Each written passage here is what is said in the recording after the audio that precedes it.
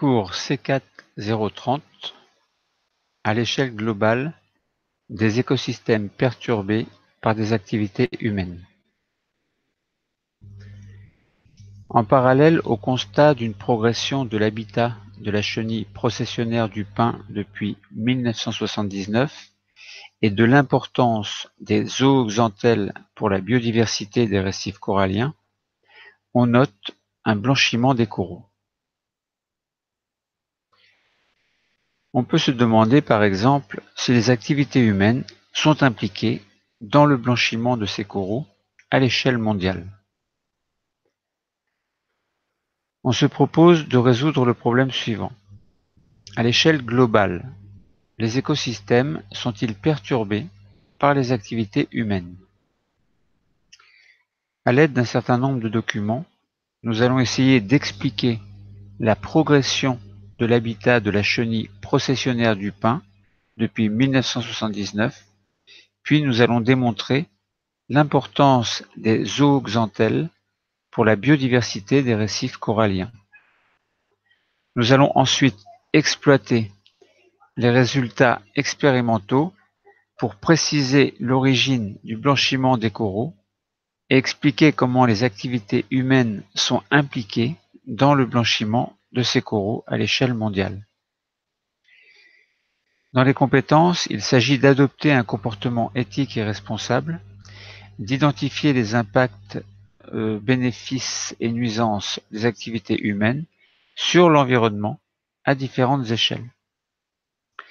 Commençons par étudier les documents. Un premier document nous montre que les activités humaines libèrent du dioxyde de carbone dans l'atmosphère, ce qui induit un réchauffement climatique, puisque le dioxyde de carbone est un gaz à effet de serre, donc il contribue à augmenter la température par rapport à la température d'effet de serre naturelle qui, elle, est de 30 degrés à peu près. Alors pourquoi 30 degrés? Nous l'avons expliqué dans une autre vidéo. Donc les activités humaines sont bien en cause du changement climatique, du moins l'homme contribue à augmenter les températures qui font que le climat change. Alors, par exemple, on peut considérer que, dans l'exemple que l'on nous propose, qu'en France, la température hivernale a augmenté de 1,1 degré entre 1972 et 2009. Alors, on peut mettre ça sur, entre guillemets, le dos de l'homme, mais on peut très bien considérer que c'est naturel aussi. Bon, mais vu que l'homme est responsable de l'augmentation d'une partie de la température, depuis la révolution industrielle, bon, des preuves confortent en fait les faits. On nous présente dans un autre document une chenille que l'on appelle la chenille processionnaire du pin. Alors elle se nourrit surtout d'aiguilles de pin. Or les aiguilles de pin qui sont vertes possèdent de la chlorophylle qui est responsable de la photosynthèse, donc qui permet à l'arbre en fait de produire sa propre matière organique, alors en rejetant du dioxygène, mais ce qui est important pour l'arbre, c'est la production de ses propres matières organiques pour pouvoir vivre. Or la chenille processionnaire du pin, elle mange ses aiguilles, donc en conséquence l'arbre va moins assumer ou assurer sa photosynthèse, la photosynthèse en fait, et donc les pins vont finir par dépérir si les chenilles envahissent trop ces arbres. Alors elles aiment une température qui est comprise entre 20 et 25 degrés. Alors bien sûr, si durant l'hiver les températures augmentent par rapport à ce qu'elles étaient avant la révolution industrielle, eh bien ça favorise en fait la survie de ces chenilles. Alors on nous montre sur un autre document la progression de la chenille depuis 1969 et jusqu'en 2014. Alors on s'aperçoit que entre 69 et 79-80 à peu près, la chenille colonisait surtout le sud de la France, donc régions où il fait relativement chaud même en hiver en fait, et également l'ouest de la France, donc en remontant jusqu'à la Bretagne, et puis également le sud-est. Donc sud-est, sud et le sud-ouest. Et il n'y en avait pas dans le nord de la France. Et puis à partir de 2006 à peu près, on s'est aperçu, donc on le voit sur la carte, en tout cas la carte de France, que la colonisation se fait davantage vers le nord. Et en 2011, c'est flagrant, on voit une zone qui est au-delà de la zone qui correspondait à celle de 2006, et on voit bien que les chenilles colonisent tout doucement le nord de la France, et on voit deux foyers qui sont carrément au nord de la France, donc ce qui signifie que les chenilles vont coloniser en fait toute la France si les températures continuent à augmenter, ou du moins se stabilisent vu qu'elles ont déjà augmenté, mais que donc les chenilles, ces températures entre 20 et 25 leur plaisent, et puis si en hiver il fait chaud, bien sûr elles vont être contentes, mais bon, elles se développent plus au printemps-été, qu'en hiver en fait. Bon, mais s'il fait plus chaud en été, bon évidemment elles vont se développer encore plus. Bon, bref, maintenant passons aux coraux. Alors les coraux se répartissent à l'échelle mondiale, alors plus ou moins sur la zone équatoriale et autour de la zone équatoriale. Et les coraux, en fait, on constate qu'il y a un blanchiment qui se fait. Donc on voit une photo où les coraux sont blancs. En fait, pourquoi ce blanchiment? On peut se poser la question. On regarde sur une carte en fait des coraux blanchis observés en 90 et en 2015. Bien, on s'aperçoit qu'en 90, il en avait très peu, sauf au niveau de l'Amérique centrale, en fait, il y avait beaucoup de coraux blanchis. Sinon, ailleurs dans le monde, très peu, en fait. Donc, on voit quelques points par-ci par-là, mais c'est quand même relativement négligeable. Alors qu'en 2015, on voit donc des points rouges correspondant au blanchiment des coraux un peu partout sur la zone équatoriale et de part et d'autre de cette zone. Donc ça veut dire que entre 90 et 2015, le blanchiment des coraux a énormément augmenté. Alors on peut se poser la question, pourquoi est-ce que les coraux blanchissent? Eh bien, dans un document, on nous montre en fait que les coraux sont en symbiose avec une algue, alors certains coraux du moins, une algue que l'on appelle la zooxanthelle.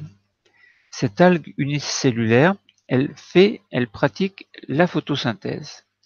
Ça veut dire qu'elle utilise des éléments minéraux qu'elle va prélever dans les cellules du corail.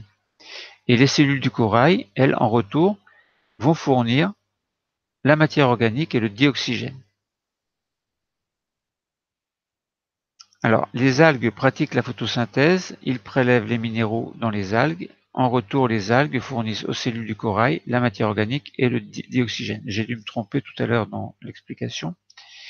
Alors évidemment, cette association qui ressemble à une association symbiotique est nécessaire, sinon le corail se fragilise si les zooxanthelles meurent et il blanchit et sa survie est bien sûr menacée. Alors, on s'aperçoit dans un autre document, donc correspondant à une expérience qui a été faite, que les zooxanthelles se portent très bien à une température de 28 degrés Celsius.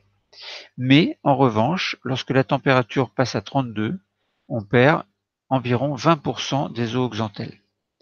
Donc ça veut dire que l'augmentation de température n'est pas favorable en fait aux zooxanthelles. Alors, si on fait un bilan par rapport au document que l'on a étudié, un document nous rappelle en tout cas que les activités humaines rejettent trop de dioxyde de carbone dans l'atmosphère, ce qui contribue à augmenter la température de l'effet de serre, donc à réchauffer les climats. Les chenilles processionnaires du pin aiment cette augmentation de température, elles prolifèrent et elles colonisent petit à petit jusqu'au nord de le nord de la France, alors que les zooxanthelles, elles, qui sont en symbiose avec les coraux, eh bien, meurent lorsque la température augmente. ce qui fait que les coraux vont blanchir et petit à petit, sur le long terme, en fait, disparaître. Donc voilà pour résumer les informations. Alors, donc on devait résoudre le problème suivant, c'était à l'échelle globale, les écosystèmes sont-ils perturbés par les activités humaines? Eh bien oui, on a vu qu'à l'échelle globale, les activités humaines qui libèrent du dioxyde de carbone perturbent l'écosystème dans lequel la chenille processionnaire intervient et perturbent l'écosystème, un deuxième écosystème dans lequel les coraux interviennent. Donc par l'intermédiaire des zooxanthelles, on s'aperçoit qu'il y a un blanchiment et donc que ces écosystèmes sont perturbés.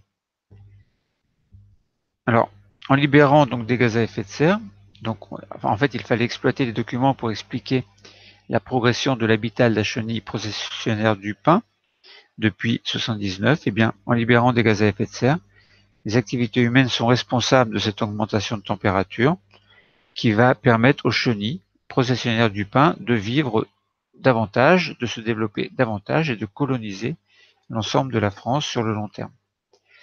Donc, l'extension de la chenille est favorisée par cette augmentation de température. Ensuite, il fallait démontrer l'importance des zooxanthelles pour la biodiversité des récifs. Eh bien, elles apportent, donc les zooxanthelles sont indispensables à l'apport de matière organique aux coraux, puisqu'elles font la photosynthèse. Et en revanche, en retour, les coraux apportent des sels minéraux nécessaires à la photosynthèse. Donc la perte des zooxanthelles, évidemment, provoque la mort des coraux qui vont se mettre à blanchir et disparaître petit à petit sur le long terme. Donc, il fallait exploiter les résultats faits au niveau des zooxanthelles pour montrer la cause du blanchiment. Mais la cause du blanchiment, c'est la disparition des algues. Et l'expérience montrait que une température qui augmentait trop fragilisait les zooxanthelles qui mouraient, et de ce fait-là, les coraux blanchissaient.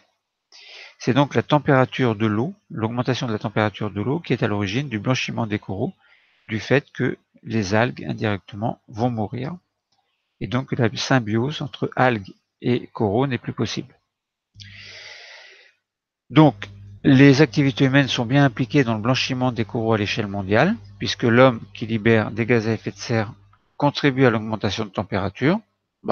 Comme les zooxanthelles n'aiment pas l'augmentation de température, elles vont mourir, les coraux vont blanchir et mourir à leur tour.